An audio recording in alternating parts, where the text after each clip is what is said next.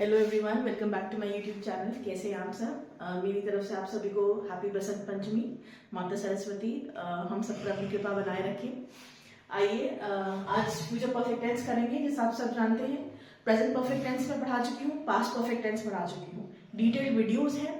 Present perfect tense किन situations में use होता है, पास्ट परफेक्ट टेंस किन सिचुएशन में यूज होता है, क्या स्ट्रक्चर होता है, क्या पहचान होती है ना। और पास्ट परफेक्ट टेंस थोड़ा सा ट्रिकी था, तो उस पर मैंने डिटेल्ड वीडियोस बनाई हैं अलॉन्ग विद द एग्जांपल्स। आज बात करेंगे फ्यूचर परफेक्ट टेंस की। इजी है tense, there is nothing to worry in future perfect tense, है ना, कि कब कब लगेगा कब नहीं लगेगा। देखिए, फ्यूचर परफेक्ट टेंस आपका तब लगता है या तब हम उन वाक्यों में फ्यूचर परफेक्ट टेंस का यूज करते हैं ऐसे काम, है ना, या ऐसे एक्शंस जो अभी तक परफॉर्म नहीं हुए हैं, जो अभी तक हुए नहीं है, वो फ्यूचर में हो चुके होंगे। ठीक है, क्योंकि नाम में बता रहा है फ्यूचर परफेक्ट टेंस। ठीक है, फ्यूचर परफेक्ट टेंस जिन वाक्यों के अंत पे लगा हो, चुका होगा, चुकी होगी, चुके होंगे, वो सेंटेंसेस एग्जांपल होते हैं आपका फ्यूचर परफेक्ट टेंस का। इसका स्ट्रक्चर होता है subject plus will have,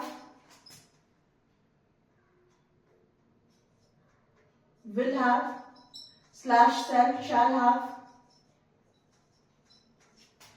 plus verb का थर्ड फॉर्म प्लस ऑब्जेक्ट। देखिए, फ्यूचर परफेक्ट टेंस की सबसे अच्छी बात ये है, फ्यूचर परफेक्ट टेंस की नहीं, परफेक्ट टेंस, है ना। परफेक्ट टेंस की सबसे अच्छी बात ये है कि चाहे आपका प्रेजेंट परफेक्ट टेंस हो, चाहे आपका पास्ट परफेक्ट टेंस हो, चाहे आपका फ्यूचर परफेक्ट टेंस हो, तीनों में क्या होगा, वर्ब का हमेशा थर्ड फॉर्म लगेगा।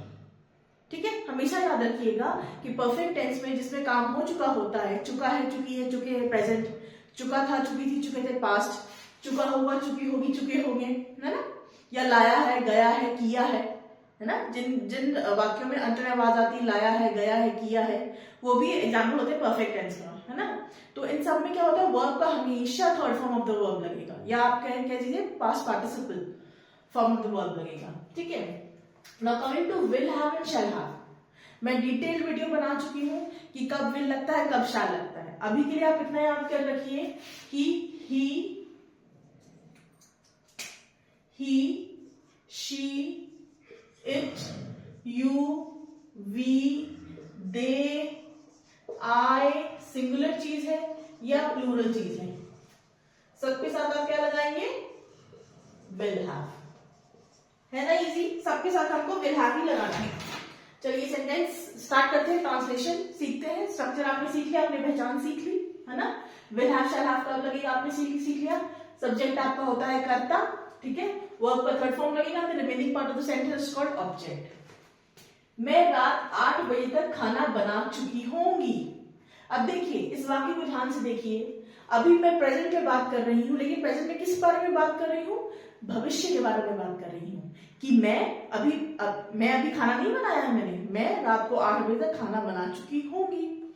आइए ट्रांसलेट करें। मैं अभी बताया, आई के साथ सबके साथ क्या लगेगा, विल हैव, है ना। आई विल हैव, खाना बनाने को क्या बोलते हैं, कुक, है ना, cook. I will have cooked. Food लिख दीजिए, क्योंकि रात का खाना है तो डिनर भी लिख सकते हैं। I will have cook food dinner by 8 PM। देखिए कितना इजी था। ये ऐसे वाक्य हैं जो हम डे टू डे या डेली बेसिस में बोलते हैं।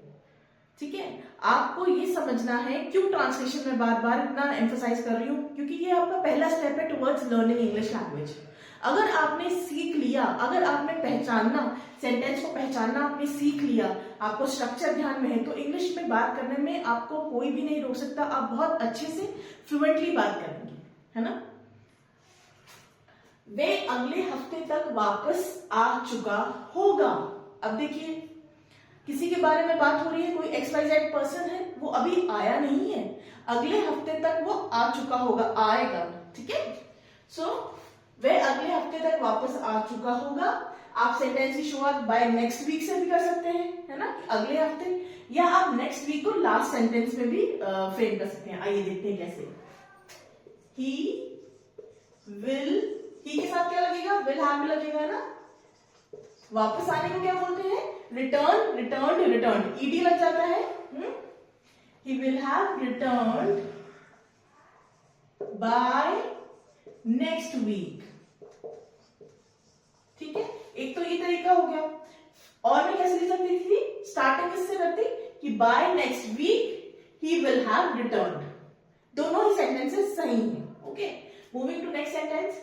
मैं शाम तक पूरा लॉन साफ कर चुकी होंगी। अब मैंने लॉन साफ किया नहीं है, ठीक है, शाम तक साफ कर चुकी होंगी। सो आई विल हैव, साफ कर रही हूं, क्लीन्ड, इसका पास्ट पार्टिसिपल फॉर्म में क्या होगा, वो आपका ईडी लग जाएगा। ठीक है, आई will have clean the lawn by evening. शाम मतलब इवनिंग ही हुआ ना। आप ऐसे भी लिख सकते थे कि by evening I will have clean the lawn. Both the sentences are correct. You can put by evening in the last part of the sentence also, and you can also start the sentence with by evening या by next week. Okay. वे बारिश में भीग चुकी होगी। ठीक है, अब यहाँ आइए, बारिश में भीगना। ये देखिए दो तरह के वर्ड्स होते हैं बारिश में भीगना। अगर तो आप बारिश को एंजॉय कर रहे हो, एंजॉय इन द सेंस जैसे you like you like rain, आपको बारिश में भीगना पसंद है ना, तब आप क्या बोलते हैं, एंजॉय रेन। ठीक है, बट आप कहीं जा रहे हैं और आपको बारिश में नहीं भीगना है, आप ऑफिस जा रहे हैं या आप कोई फॉर्मल जगह जा रहे हैं या किसी के घर जा रहे हैं, जो भी किसी काम से आप जा रहे हैं और आप बारिश में गलती से भीग रहे हैं। गलती से भीगने का मतलब है कि कोई आपको शेड नहीं मिल रहा है ना, तो क्या वर्ड हम यूज करते हैं बारिश में भीगने में, जब when you are not enjoying, drench. क्या वर्ड यूज करते हैं, ड्रेंच। ठीक है, नया वर्ड भी सीख लिया हम लोगों ने, है ना, ड्रेंच। जैसे स्कूल की छुट्टी हुई बच्चों की, है ना, वॉकिंग डिस्टेंस पे घर है और बच्चे स्कूल से घर आ रहे हैं, है ना, और वो भीगना नहीं चाहते हैं, लेकिन क्योंकि बारिश हो रही है तो वो भीग रहे हैं, गीले हो जाएंगे, उनकी स्कूल बुक्स, नोटबुक सब खराब हो जाएंगी। So what word will be use, drench word will be used. और क्योंकि वर्ब का थर्ड फॉर्म लगता है तो ईडी लग जाएगा। ठीक है, वे बारिश में भीग चुकी होगी, she will have drenched in the rain। ठीक है, वाक्य में के मतलब के साथ साथ उसका अर्थ भी बदल जाता है ना, आप क्या कहना चाह रहे हैं, इसलिए सही वर्ड्स चूज करना बहुत जरूरी है ना।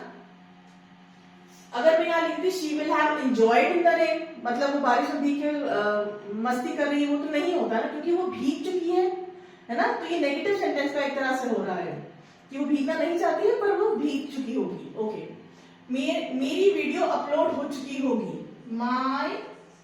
मेरी है ना, my video will have been uploaded.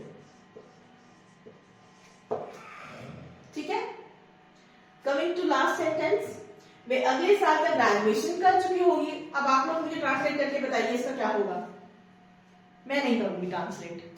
ठीक है, तो this was your future perfect tense. एक क्विक रिवीजन करेंगे।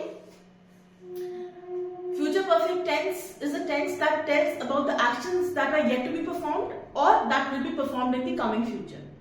फ्यूचर परफेक्ट टेंस ऐसा टेंस है, इसके वाक्यों का इस्तेमाल तब करता है, ये वो वाक्य बताता है या वो कार्य बताता है जो अभी तक भविष्य में, वर्तमान में हुए नहीं है, भविष्य में होंगे।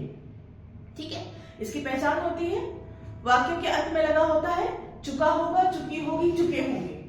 ठीक है, लाया होगा, लाई होगी, लाए होंगे, लाया गया। ठीक है, इसका स्ट्रक्चर होता है subject plus will have slash shall have plus verb का थर्ड फॉर्म प्लस ऑब्जेक्ट।